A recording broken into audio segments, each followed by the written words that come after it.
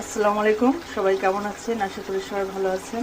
এই যে আমি এঁচোড়, কাঁঠালের এঁচোড় রান্না করতেছি চিংড়ি মাছ দিয়ে। সব রকম মশলা ইউজ করছি, এখানে নারকেলের দুধ ইউজ করছি। এখন এটা প্রায় হয়ে আসছে, নামানোর আগে একটু ঘি দেব, যদিও আমি সরিষার তেল দিয়ে রান্না করছি।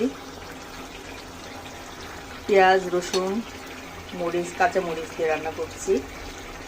আর জিরে বাটা, ধনের গুঁড়ো, গরম মশলা, তেজপাতা সবই দিয়েছি আমি।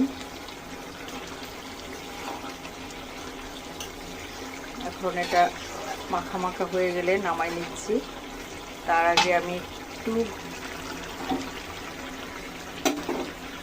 রঙটা আসলে মাঝে মাঝে হালকা হয়ে যাচ্ছে, এই যে আমি ঘিটা দিয়ে দিলাম।